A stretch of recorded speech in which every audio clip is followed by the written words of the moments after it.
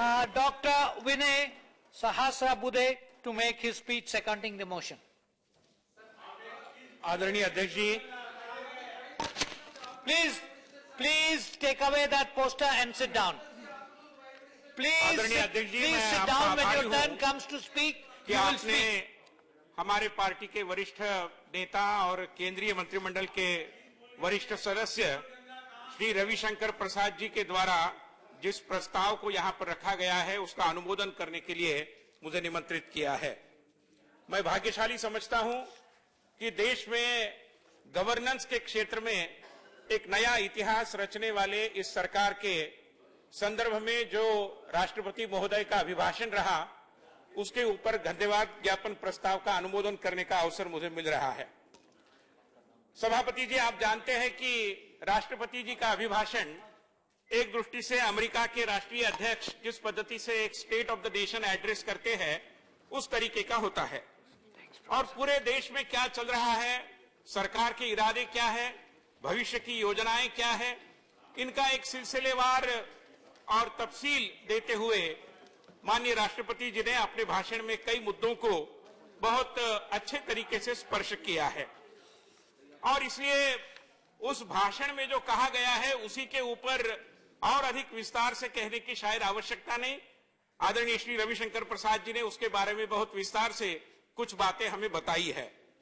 मैं केवल चंद मिनटों में जो 4 महत्वपूर्ण बिंदु मेरे ध्यान में आते हैं उनके ऊपर इस सदन का ध्यान आकर्षण करना चाहूंगा। सबसे पहली बात है कि यह सरकार एक कंटिन्यूटी विद चेंज के इरादे से काम कर रही है।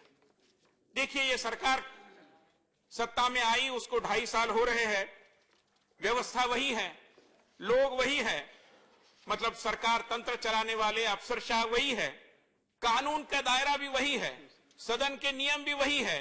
बावजूद इसके जो प्रेरणा हमारी सरकार ने सरकार संचालन करने वाले हर व्यक्ति के अंदर निर्माण की है उसके कारण परिवर्तन आ रहा है, इसकी अनदेखी हम नहीं कर सकते। अध्यक्ष महोदय, मैं आपको ये बताना चाहूंगा कि हमारी संस्कृति में हम कहते हैं नित्य नूतन चिर पुरातन।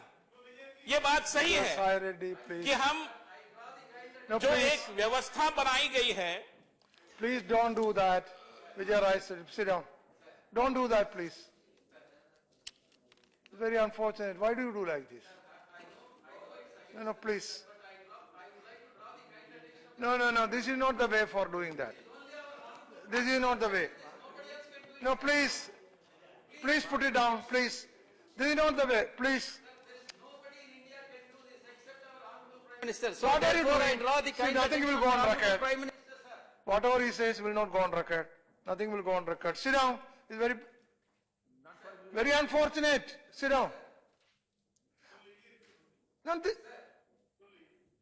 अध्यक्ष जी, I am not yielding, sir. Kindly allow me to continue. Please sir. don't do this. Sit down. सभापति जी, मैं आपको ये कह रहा था कि जब एक आइडियोलॉजी ड्रिवन सरकार आती है और इस सरकार की ideology. Mr. Vijay Raj Reddy, sit down. Sit down. I will take action against you. Sit down. Stop it. I cannot allow this. No. You put it down first. No. Please. This is not allowed. No. You listen to me. No, please listen. If you have anything to say, you give a notice. Tomorrow we will allow. But now you sit down. Sit down, please. No, you cannot disobey the chair like this. No. Sit down.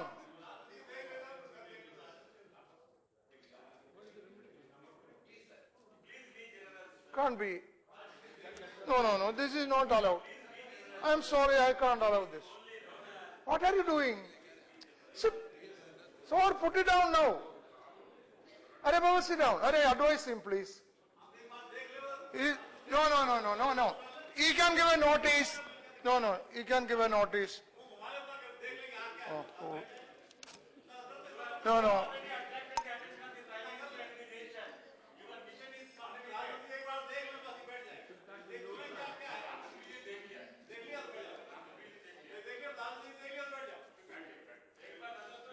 आदरणीय अध्यक्ष जी, मैं Okay.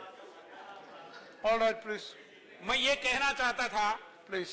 कि हमारी सरकार सबका साथ सबका विकास का मंत्र लेकर जब सत्ता में आई तो देशभक्ति हमारी सरकार की विचारधारा की माता है और राष्ट्रवाद हमारी सरकार की विचारधारा का पिता है।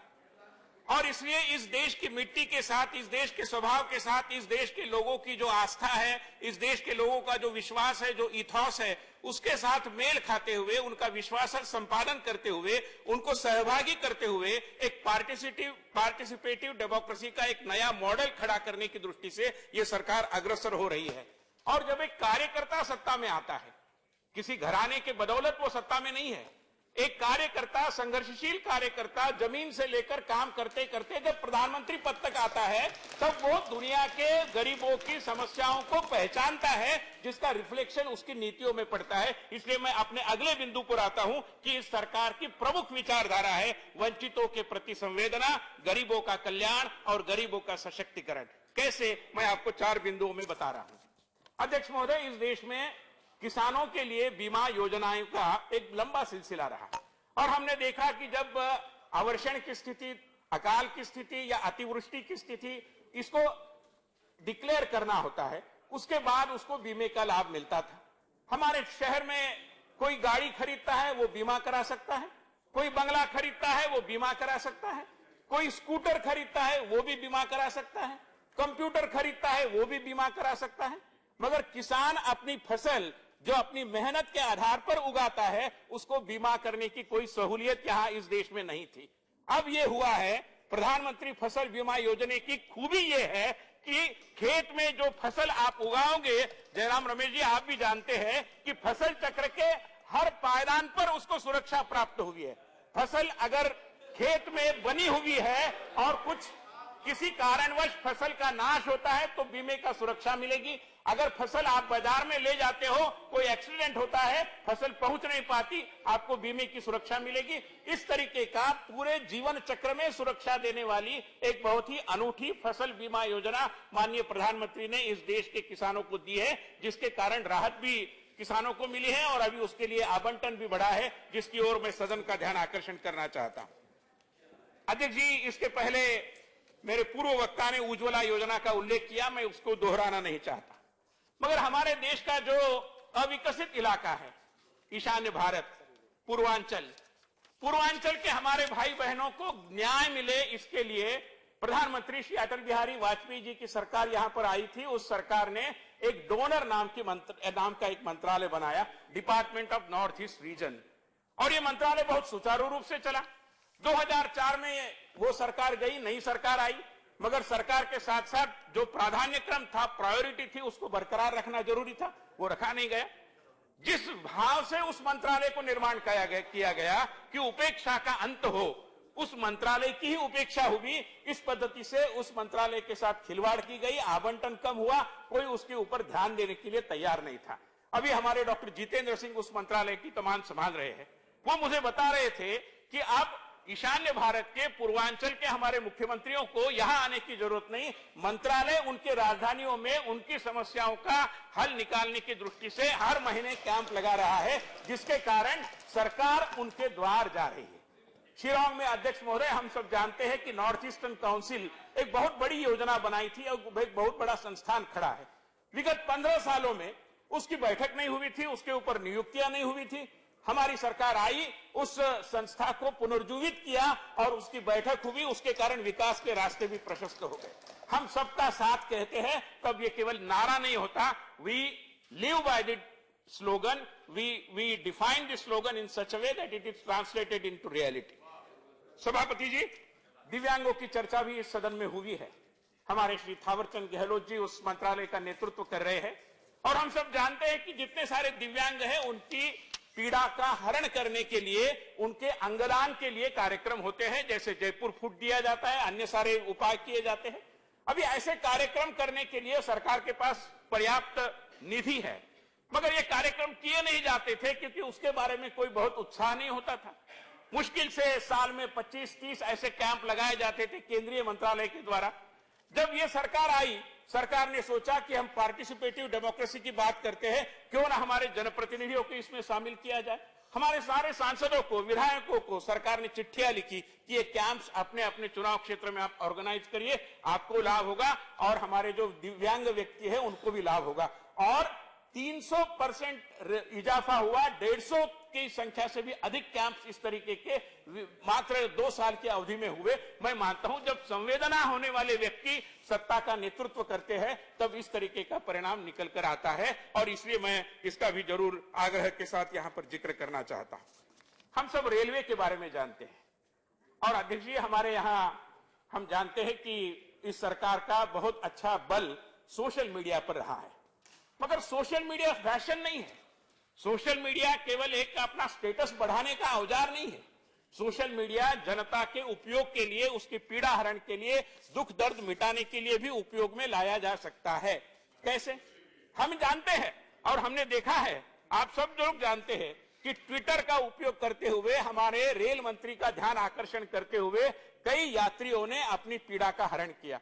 कोई महिला यात्रा कर रही थी, दूध बच्चे के लिए लिया था, वो खराब हो गया, अभी गाड़ी रुकती नहीं थी, फास्ट ट्रेन थी, उसने ट्वीट किया, दूसरे किसी स्टेशन पर गाड़ी को एक स्पेशल हॉल्ट दिया गया और जो रेलवे के कर्मचारी थे दूध लेकर उस बच्चे की जो आवश्यकता थी उसको पूरा करने के लिए वहां उपस्थित हुए।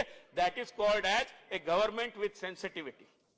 उदयपुर से हमारे एक मित्र आ रहे थे, और आ रहे थे तो यात्रा में रात्रि का प्रवास होता है, सफर कर रहे थे, और उनकी बहन थी दूसरे कंपार्टमेंट में, और उसको लगा कि रात्रि में जब वो 3 टायर एसी कंपार्टमेंट में ऊपर में बैठी है, नीचे जैसे रात का अंधेरा और घना हो गया तो कुछ लोग आए और उन्होंने शराब वगैरह पीना शुरू किया, कुछ अभद्र भाषा का प्रयोग भी हुआ। ये अकेली महिला थी, डर गई। उसने पूछा भाई को मैं क्या करूं? भाई ने कहा कि तुरंत ट्वीट करो, हो सकता है कि 1-आधे घंटे में उसके ऊपर कुछ कार्रवाई होगी। उसने ट्वीट किया, संबंधित डिविजनल रेलवे मैनेजर ने उसकी जो भी आवश्यक कॉग्निजेंस लेना जरूरी था वो लिया, और आधे घंटे के भीतर जो भी वहां पर उसको परेशान करने की स्थिति में थे ऐसे शराबियों को हिरासत में लिया गया। ये होता है गवर्नमेंट दैट वर्क्स।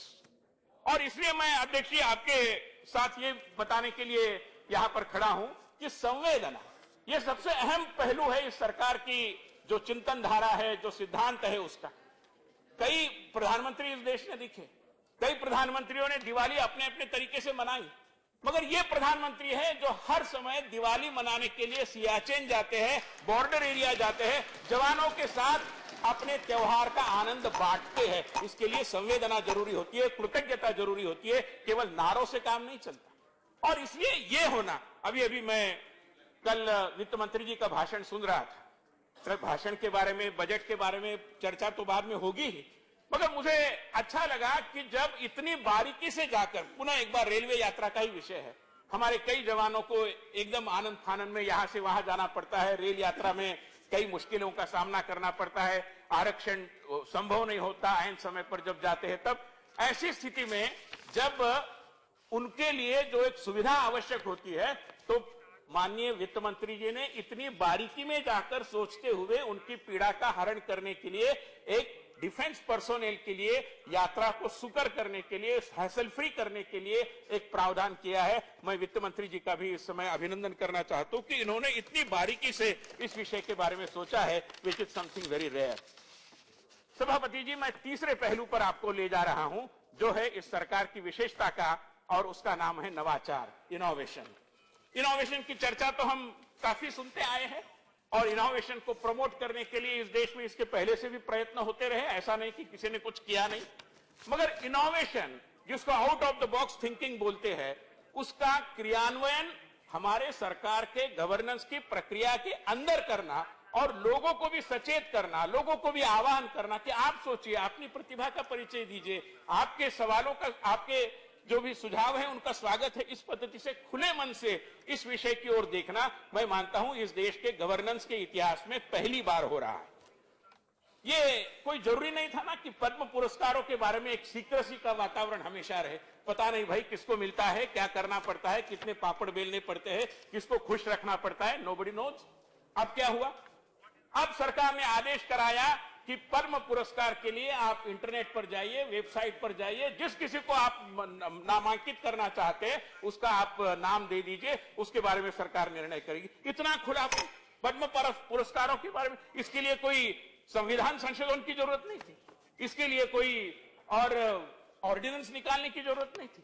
मन में जब इच्छा होती है, खुलेपन के प्रति जब एक प्रतिबद्धता होती है, तब ये हो सकता है। ये मैं मानता हूं कि एक नवाचार का उदाहरण है कि इस तरीके की बातों को हमने जनता के साथ बांटा है, जनता के सुझाव मांगे हैं। और अभी अभी रविशंकर जी कह रहे थे कि कितने नामी गिरामी लोगों को, जो एक दृष्टि से मैं कहता हूं कि ऐसे टैलेंटेड व्यक्ति थे जो अब तक इस देश के और दुनिया के सामने आए नहीं थे, हमने उनको प्रकाश में लाया है। I must sincerely thank the honourable prime minister sir. प्रधानमंत्री जी देश के साथ संवाद करते हैं, ये कोई नई बात नहीं है। इसके पहले भी प्रधानमंत्री नेहरू जी के समय से हम देखते आए कि 26 जनवरी है, 15 अगस्त है, राष्ट्र के नाम प्रधानमंत्री जी का एक संदेश आता था और हम बड़े चाव से सुनते थे, रेडियो लगाते थे, टीवी पर देखते थे। अब क्या हो रहा है?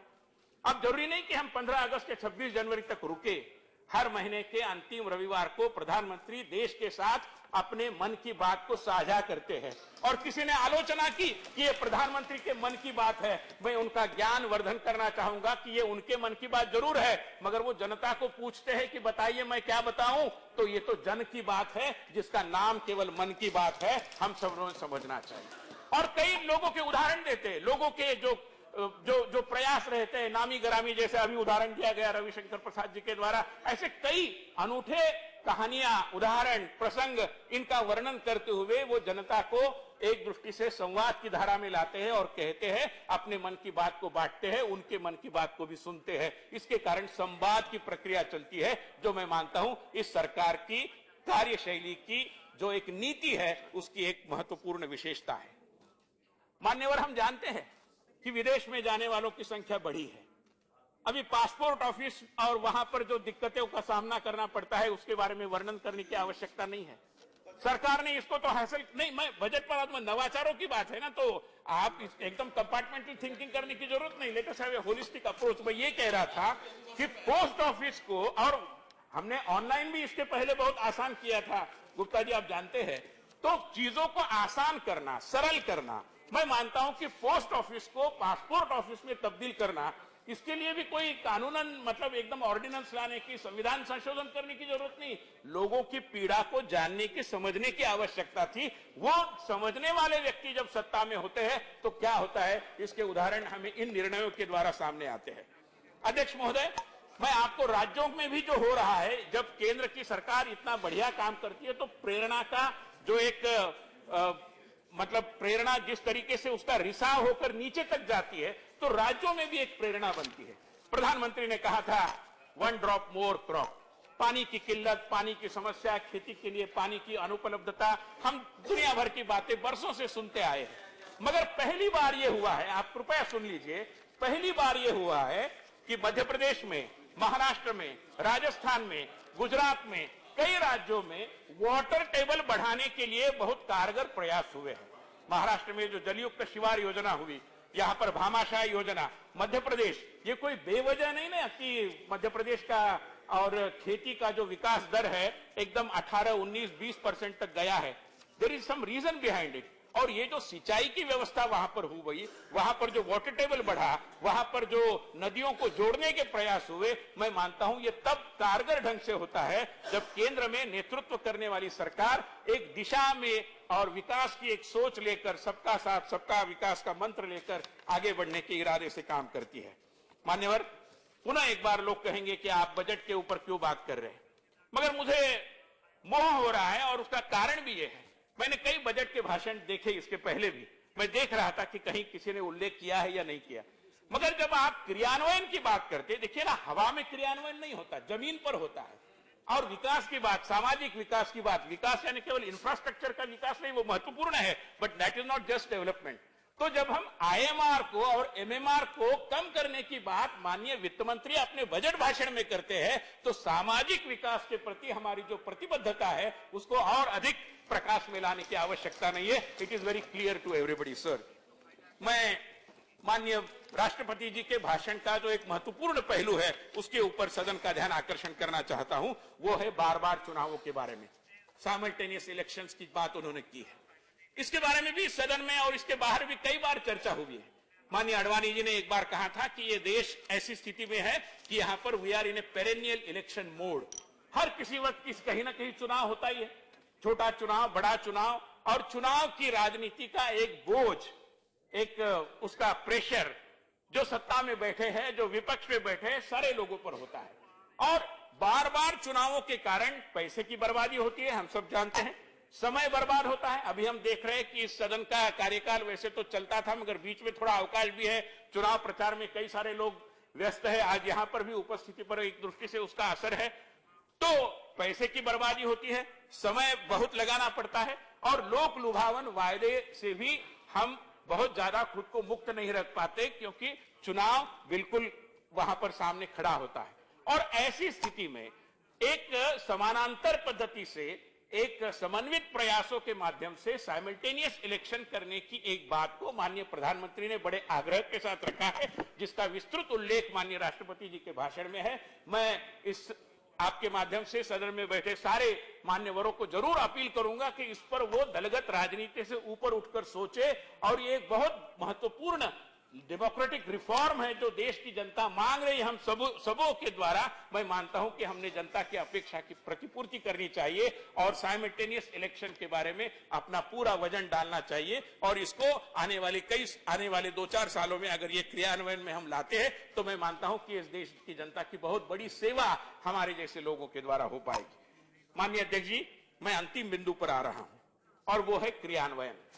देखिए, अच्छी बातें हमारे घोषणा पत्रों में होती है, भाषणों में होती है, नारों में होती है, इरादों में होती है, मगर जैसे कहते हैं कि शक्कर की टेस्ट उसके खाने के बाद ही पता चलती है, वैसे आपके इरादे कितने भी अच्छे हो, जब तक वो जमीनी धरातल पर नहीं उतरते, तब तक क्रियान्वयन जब तक उसका नहीं होता, तब तक उसके बारे में पता नहीं चलता। और ये सरकार ऐसी सरकार है जो क्रियान्वयन पर बल देती है, हिसाब किताब मांगती है। देखिए, प्रधानमंत्री बहुत आए, एडमिनिस्ट्रेटिव रिफॉर्म्स कमीशन के बहुत सारे रिपोर्ट आए, कई सारी बातें हुई, संवैधानिक परिवर्तन भी हुए, मगर एक प्रधानमंत्री मैं देख रहा हूं, और मैं फ्लैटर करने के लिए, प्रशंसा के पुल बांधने के लिए नहीं कह रहा हूं, मैं एक हकीकत के रूप में आपको बता रहा हूं कि विगत 2 सालों में ये योजना शुरू होने के बाद जो प्रगति योजना शुरू की है, जिसका वर्णन हम सब देखते हैं, टीवी पर भी देखते रहते हैं कि प्रधानमंत्री बैठते हैं, उनके सारे डिपार्टमेंट्स के सेक्रेटरी बैठते हैं, और सामने स्क्रीन पर एक राज्य का मुख्य सचिव आता है और हिसाब किताब होता है कि भैया आपने ये कहा था कि आप 30 दिन में करेंगे, क्यों नहीं हुआ? अगर यहां नहीं हुआ तो यहां क्यों नहीं हुआ, वहां नहीं हुआ तो वहां क्यों नहीं हुआ? There is some accountability now sir. और इसलिए गवर्नेंस तब जाकर के मुहैया होता है। गुड गवर्नेंस ये कोई नारा नहीं है, good governance has to be a part of our experience. We are trying through all our efforts to bring good governance at the experiential level. ये अनुभव की बात होनी चाहिए, ये कोई केवल खोखला नारा नहीं है। और इसलिए इस सुशासन को मुहैया करने के लिए ये सरकार जो प्रयास कर रही है, उसका रहस्य कहां है?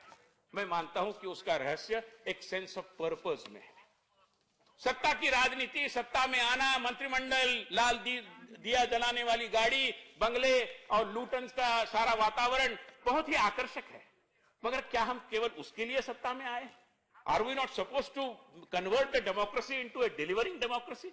I think this government is convinced about that is our objective, that is our aim, and therefore this government, after so many decades, and let me tell you, after so many decades, has brought a robust sense of purpose to the very process of democratic governance, which is the most important contribution of this government. और अध्यक्ष जी, मैं आपको ये कहना चाहता हूं कि इस वातावरण को हमने आगे बढ़ाना चाहिए, और इसलिए एक सरकार के प्रति भी एक ओनरशिप बढ़नी चाहिए, और जो ओनरशिप बढ़ाने का प्रयास मायगव के माध्यम से हुआ। ब्रिटिशों की सरकार थी तब तो अपनी सरकार ऐसा किसी को लगता नहीं था। बाद में जो सरकारें आई, उन्होंने भी ये अपनापन सृजन करने के लिए बहुत सारी कोशिशें नहीं की, और उसके कारण सरकार और जनता, रूल्ड एंड द रूलर्स, इनके बीच में हमेशा एक अंतर रहता आया। मैं मानता हूं कि इस सरकार ने मायगव के माध्यम से सहभागिता को बढ़ाते हुए जितने सारे प्रयास किए हैं, उसके कारण इस अंतर को मिटाने की एक बहुत सार्थक कोशिश यहां पर हो रही है। अध्यक्ष महोदय, इस वातावरण को बढ़ावा देना है तो कई सारी जो विभाजनकारी चीजें आती है, उनसे हमें बचना चाहिए। मैं अभी बांग्लादेश गया था, आदरणीय गुलाम नबी आजाद जी भी हमारे साथ थे, हम एक डेलीगेशन में गए थे। हम ढाका यूनिवर्सिटी में गए थे। यूनिवर्सिटी के लोग हमें कहते थे कि यहाँ का हर कोई डिपार्टमेंट सरस्वती पूजा को एक अपने उत्सव के रूप में मनाता है, और आज हम देख रहे हैं कि सरस्वती पूजा के बारे में एक बवाल खड़ा किया जा रहा है बंगाल जैसे क्षेत्र में। मैं मानता हूं कि इन चीजों से हमें बचना चाहिए। हमने सबका साथ सबका विकास का जो नारा दिया है, जो एक मंत्र दिया है, उसके आधार पर सबको लेकर हमें इस विकास की यात्रा में सबको सहभागी करते हुए आगे बढ़ना चाहिए। आज मैं मानता हूं कि ये देश की आवश्यकता है कि हम सब मिलकर तेरा वैभव अमर रहे मां दिन हम दिन चार रहे न रहे, इस भाव से भारत माता की सेवा में जुट जाए। ऐसे जुटे हुए इस सरकार के प्रति और उनके कामों के प्रति अपनी भावना को दर्शाने वाला माननीय राष्ट्रपति जी का जो अभिभाषण है, उनके प्रति धन्यवाद ज्ञापन का जो प्रस्ताव आया है, उसका मैं पूरी ताकत से समर्थन करता हूं। धन्यवाद। Okay. Thank you, Sri Sahasrabudde. Thank you very much. Now, honorable members, the motion that has been moved and seconded is that an address be presented to the President in the following terms. That the members of the Rajya Sabha assembled in this session are deeply grateful to the President for the address which he has been pleased to deliver to both Houses of Parliament assembled together on January 31st, 2017. Now there are 651 amendments to the motion, and I will call the names. You can, those who would like to move can move now. Amendments numbers 1 to 59 are in the names of Sri Vishwambar Prasad Nishad, Chaudhary Sukram Singh Yadav, Dr. Anil Kumar Shahani, and Srimati Chaya Vamma. Any one of them to move? Yes. आगे बढ़ाएंगे। Okay, moving, okay. Now, amendment number 60 to 78 by Sri Vishwambar Prasad Nishad. Ji, Yes, move करते हैं। moving. Amendment number 79 to 80 by Srimati Chaya Vamma. Yes, sir. Yes, moving. Amendment numbers 81 to 89 by Sri Sitaram Yechuri. Moving, sir. Okay, moved. Amendment numbers 90 to 97 by Sri Vijay Sai Reddy. Yes, moved. Amendment numbers 98 to 121 by Sri D. Raja. Yes, moved.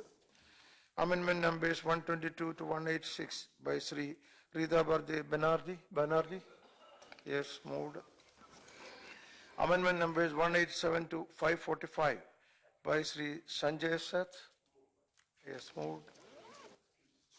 Amendment numbers 546 to 555 by Sri Kiramani Nanda. Absent.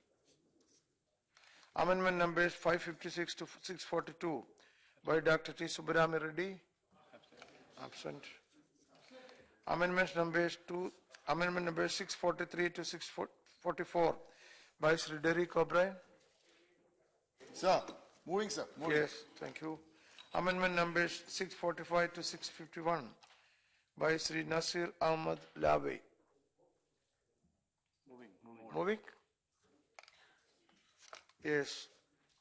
Amendments have been already moved. Now we will proceed with the discussion.